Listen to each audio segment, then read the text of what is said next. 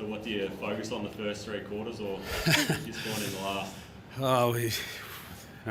Where we've been as a footy club, we've just got to be happy with getting the victory. They're a good opponent, and their season was right on the line. I'm not sure where that will place them, but I think that they'd be disappointed that they dropped that game if they've got aspirations to play in the 8. So that was good for us, that we knew we were coming up against an opponent that was needing to do everything they could to keep their season alive. And we played pretty strong footy for the first three quarters. The first quarter was a bit topsy-turvy, but we just wasted a couple of chances, missed some goals. They also missed some goals throughout the course of the game that they'd be disappointed they didn't kick too. But I thought our first three quarters were pretty strong, and then they were always going to try and do anything they possibly could in the last part of the game just to put speed on the ball, and probably subconsciously our players didn't put speed on the ball. So it become a game that was more suited to Carlton in the last quarter than it was to us, and unfortunately they were able to convert some scores and make the scoreboard closer. But I thought our first three quarters was really, really strong footy. How pleasing is a turnaround given 8 weeks ago they really got your number, and then you've been able to flip the script today? Yeah, and that's probably why the last quarter was disappointing for us, because it distorted a lot of genuine numbers. In terms of the contest itself, they're inside 50s in the last quarter, something like 19-4 or some bizarre stat. But by and large, we've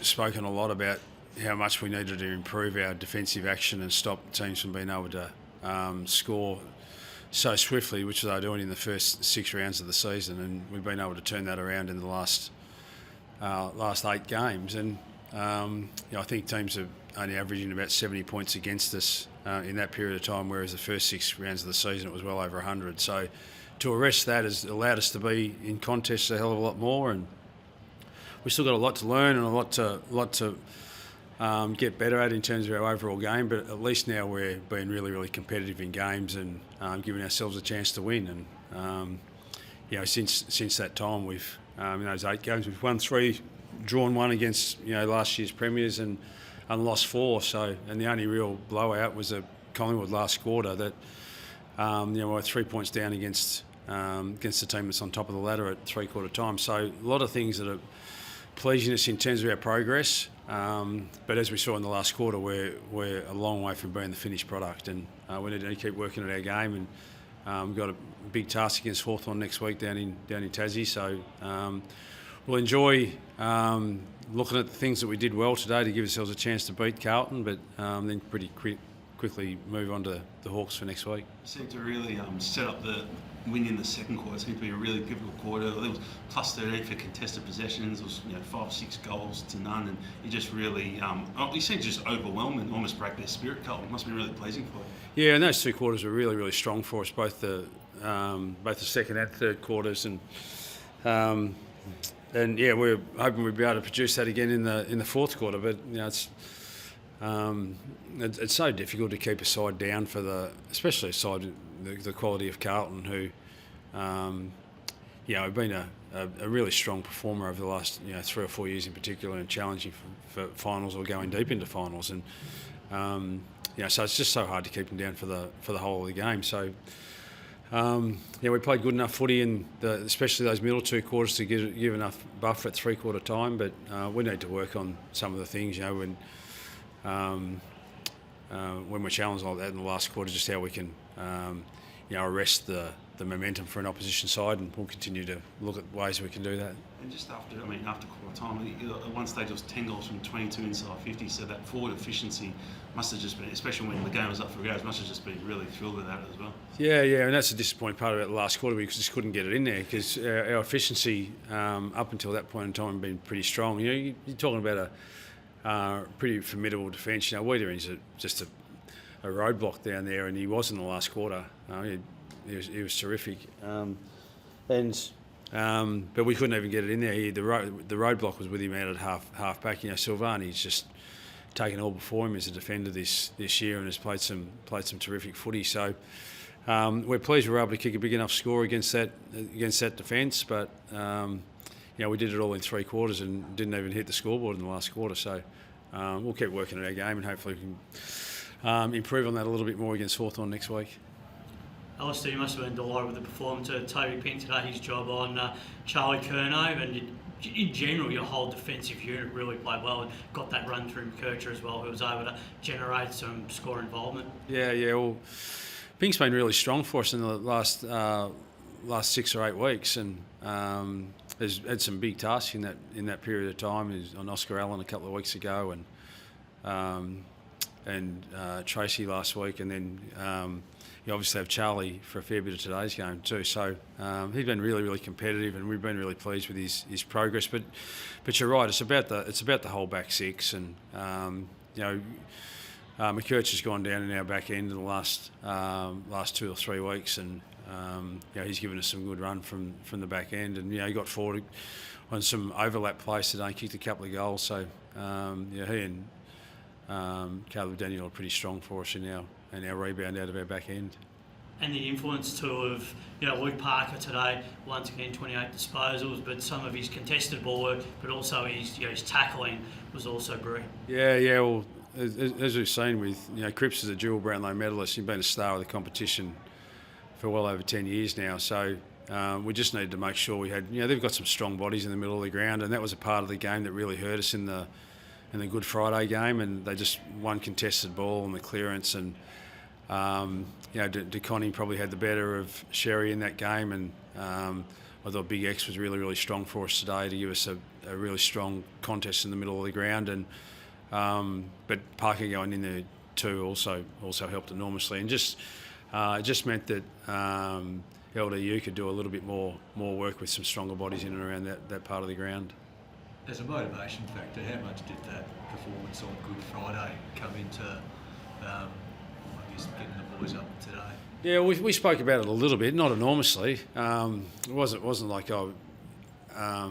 we have to win this game, but it was more a measuring stick in terms of just what progress have we made. We know that we've been making progress in our defensive action stuff because we've just been so much harder to score against, but to do it against the same opponent who on Good Friday were able to just slice through us like butter, very, very different today. So that's pleasing. We're disappointed that we let them kick 5 goals in the last quarter, but up until 3/4 time, once again, we're really, really difficult to score against, and that's the hallmark of really, really strong sides. And we're not there yet, but that's where we want to go to. And as we see, because we can't do that for 4 quarters just yet, that's why sides can get themselves back into contests like Carlton did today. But by and large, we're really pleased with the progress we're making with our defensive action, and but we got a huge challenge next week against the Hawks, and we've got to try and do it again. You mentioned obviously the last quarter was disappointing, but you also touched on earlier the block of form you guys have put together over a fairly long period of time now. Is the sense of the club that the wheel is finally turning long term for the direction you guys have been wanting to get into for a while, and is can you sense the confidence building amongst the playing group as well? Well, I think so, because we played against some good opponents in those. Fremantle have been flying. We just dropped that game by just the goal last week, and managed to level the scores after being well behind at one stage. We were 3 or 4 goals down. So the Collingwood game were right in the contest at 3/4 time. Brisbane, really, really good opponent, as we saw last night with their stellar performance against the Cats down at the Cattery. We managed to draw that game down in Tassie. So we know we can be really, really competitive, but we're still nowhere near where we want to go. And but I'm sure our fans have seen the progress that we've made since Good Friday, and we're pleased that we're on the right track. But we just need to roll the sleeves up. There's just so much for us as a footy side and a football club to get out of the last 9 games of the season, and we use that break in the middle of the year to say, okay, let's just reset ourselves for the last part of the year and see where it takes us. And since the break, we're 2 wins and 1 loss, and the 1 loss was a close one. But all the games that we're playing in are really, really strong contests, which you need to learn to win the tough ones, and that's what we're pleased that we're in those games. How gutsy was Jack Darling's effort, gets his leg cut open in opening minutes, and then he's able to come back on and play a pretty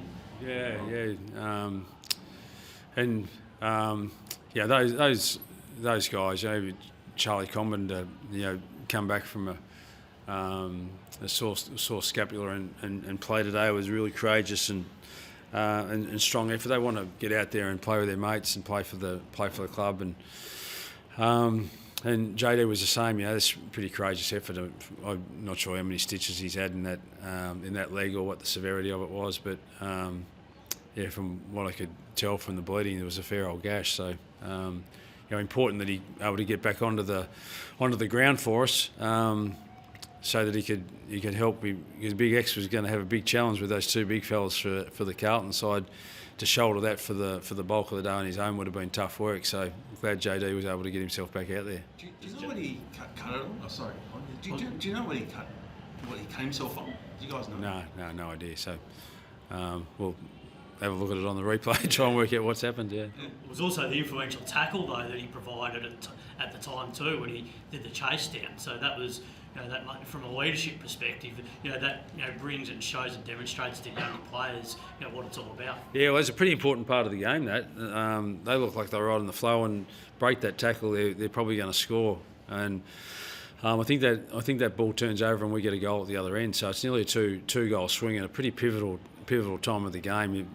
Carlton, to their credit, they were trying pretty hard in the third quarter to play with some real flair and move the ball quickly, and we were able to quell that in the third quarter. Just couldn't manage to do it in the last, but that tackle was pretty pivotal. You're right. Any injuries from today? Or? No, outside of JD hurting his calf, he's all good. Yeah. Thanks, guys. Cheers. Yeah. Thanks,